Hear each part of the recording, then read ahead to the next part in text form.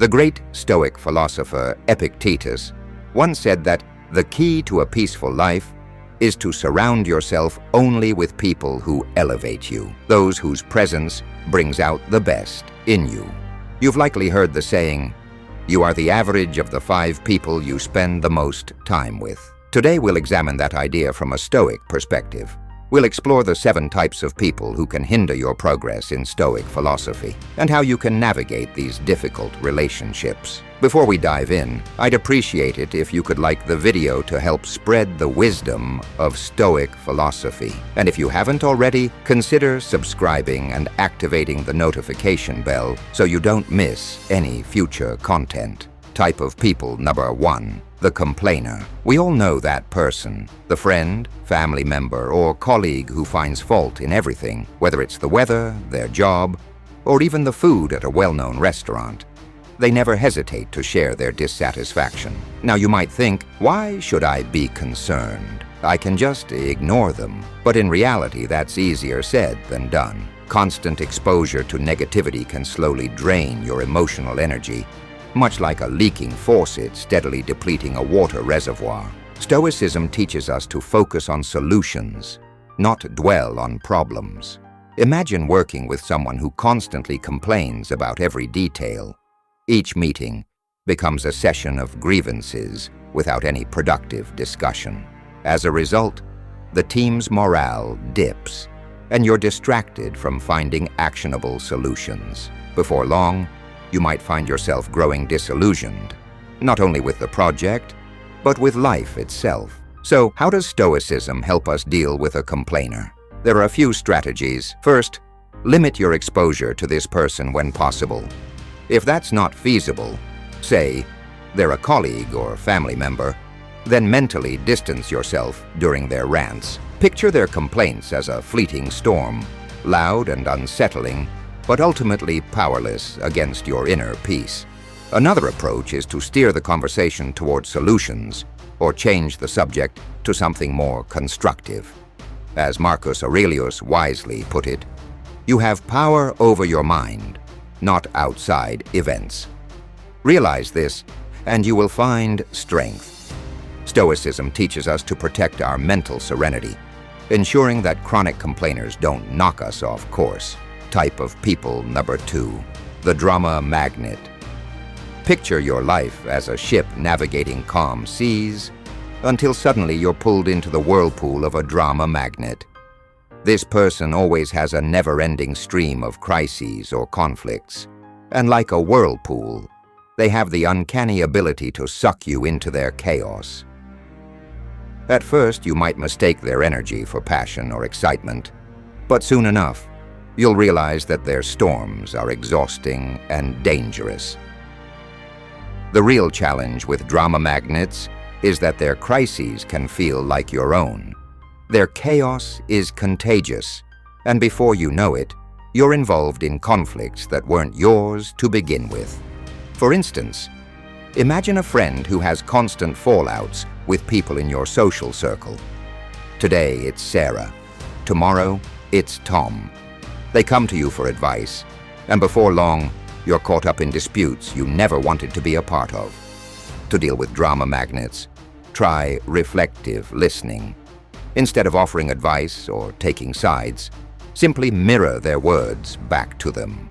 If they say, "I can't believe Sarah said that about me," you might respond, "So, you're feeling betrayed by Sarah's words."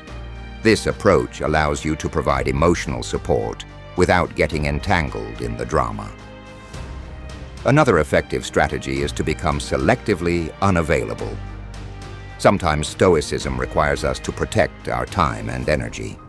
Turn off your phone or set focus periods where you're unavailable for others' crises. As Seneca said, true happiness is to enjoy the present without anxious dependence upon the future. Focus on the present moment, where you have control, and don't let someone else's drama disrupt your life. Type of people. Number 3. The naysayer. Imagine you're an artist painting a canvas, each stroke adding life and depth to your vision when a naysayer enters your studio. They look at your work and immediately begin to criticize. Are you sure about that color? It doesn't look realistic. Most artists never make it. Their words, like strokes of gray paint, begin to dull your vibrant canvas. This isn't the constructive criticism that can help you grow. It's a persistent cloud of negativity and doubt. For example, you may be excited about pursuing a new career, having done your research and spoken with professionals. But when you share your enthusiasm with the naysayer, they quickly list all the reasons it won't work. They say the market is too competitive. They say, what if you fail? Soon their doubts begin to creep into your own thoughts, and your once clear vision starts to wobble. How do you handle a naysayer, especially if they're close to you? One approach is to ask for their advice. People tend to be less negative when they're in an advisory role, and you might receive more constructive feedback. Another method is positive confrontation. Instead of absorbing their negativity, challenge them to think of solutions. For example, if they say, "You'll never make a career change at this stage," respond with, "Interesting? How do you think someone could successfully make a career change?" Remember, as Epictetus said, we have 2 ears and 1 mouth, so we can listen twice as much as we speak. Listening doesn't mean absorbing negativity. It means discerning valuable input from noise. When naysayers try to cloud your canvas, take a step back, reflect, and keep painting your own masterpiece. Type of people number 4, the victim. Life is like a chess game. Each player has the same pieces, the same goal, and the same rules. You think strategically, make sacrifices, and take risks. The victim, however, blames the board, the pieces, or the opponent for every poor move they make. In their view, they're always in checkmate, not because of their own choices, but because of some external force. This narrative of perpetual victimhood can be draining. I can't get ahead at work because my boss dislikes me, or I can't get fit because I have bad genetics. While some people do face real challenges, the victim we're talking about refuses to take responsibility for their situation, using their predicament as an excuse. It's easy to get caught up in their story.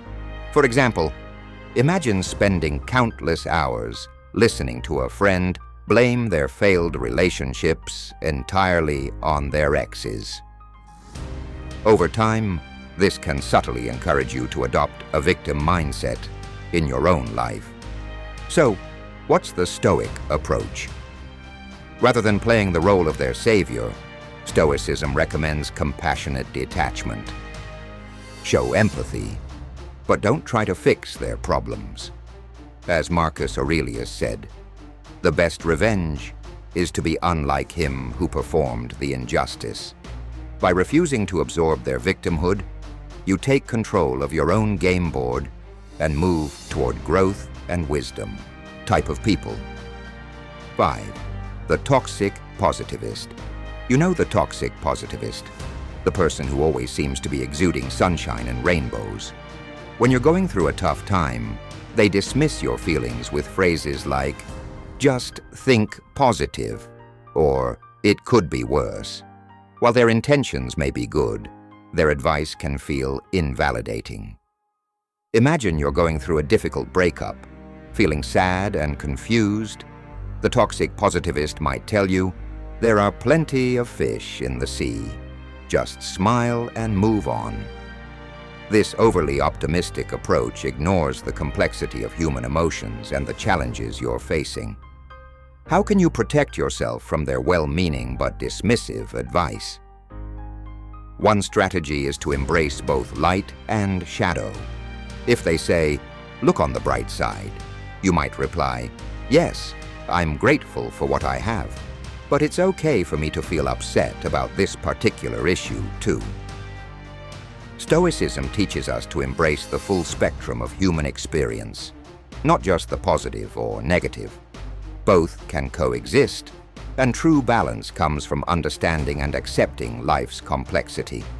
As Seneca put it, true happiness is to understand our duties toward God and man, to enjoy the present without anxious dependence upon the future. So don't let toxic positivity overshadow your real emotions. Acknowledge them and keep moving forward with wisdom. Type of people number 6, the manipulator. Imagine your life as a movie where you're the lead character, crafting your own story. Then, a manipulator enters the scene, subtly rewriting your script to suit their own interests. The manipulator is skilled at using emotional or psychological tactics, flattery, guilt, or deceit, to steer you in directions that benefit them. For instance, you might have a friend who always manages to get you to pay for dinner by saying, "You're so successful. It wouldn't mean much to you, but it would really help me out." Over time, you realize that your kindness has been exploited, but confronting them feels uncomfortable because they've positioned it as a favor. How do you counter manipulation? One technique is fogging, agreeing with any small truth in their statements, but refusing to be moved by emotional manipulation. If they say, "You should cover dinner because you're doing so well," you can respond with, "Yes, I've been doing well, but let's split the bill as usual." Another method is to set clear boundaries. If the manipulator asks for something you're uncomfortable with, simply say, "I can't lend you money, but I'm here to offer emotional support." As Epictetus taught, we can't control external events, but we can control how we respond to them. By responding differently, you take back control of your own narrative. Type of people number 7, the time vampire. Imagine your life as a carefully orchestrated symphony. Every note, every instrument plays its part in creating a harmonious balance. Then, the time vampire enters the scene, screeching off-key and disrupting your flow. They might be a colleague who constantly interrupts you with trivial questions, or a friend who invites you to countless social events that drain your time and energy. These seemingly small disruptions can build up over time, turning your productive day into a series of fragmented moments. How do you protect your symphony from being ruined? One effective strategy is the Pomodoro technique, where you work in intervals with scheduled breaks, making it clear to others that you're unavailable during focus periods. For social time vampires, remember that saying no is not just okay. It's essential for your well-being. You don't have to offer elaborate excuses. A simple, "I appreciate the invite, but I can't make it," is sufficient. Stoicism teaches us that time is a precious resource. As Seneca said, "Life, if well lived, is long enough." Be selective about where you spend your time. Your life's symphony should align with your greater purpose. Don't let the time vampire throw it into disarray.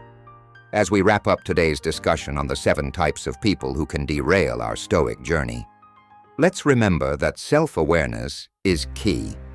It's easy to spot these types in others, but the real challenge and the most rewarding part is to reflect on whether we ourselves might be playing one of these roles in someone else's life.